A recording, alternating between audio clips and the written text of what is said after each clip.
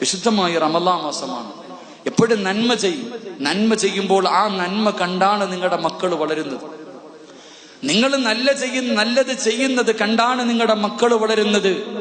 ആ മക്കളാണ് നല്ല കാര്യങ്ങൾ ചെയ്ത് നിന്നെ സന്തോഷിപ്പിക്കുന്നത്. അതുകൊണ്ട് എന്റെ പ്രിയപ്പെട്ട പെങ്ങന്മാരോട്, സഹോദരിമാരോട്, എന്റെ പ്രിയപ്പെട്ട പെങ്ങളെ, പരിശുദ്ധമായ റമളാനാണ്. ആരും കാണാതെ നിസ്കാരപ്പായിലിരുന്നിട്ട് കരഞ്ഞുകൊണ്ട് ദുആ ചെയ്തോ.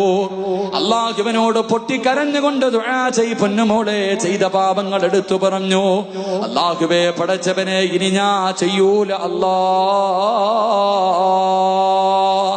മഹാനായ റസൂലുള്ളാഹി സ്വല്ലല്ലാഹു അലൈഹി വസല്ലമ തങ്ങൾ പറയുകയാണ്, എന്റെ പ്രിയമുള്ള സഹോദരങ്ങളെ, ദുആ ചെയ്യാൻ നമുക്കൊരുപാട് സ്ഥലങ്ങളുണ്ടല്ലോ. മഹാനായ അബുൽ ബസർ ആദൻ നബി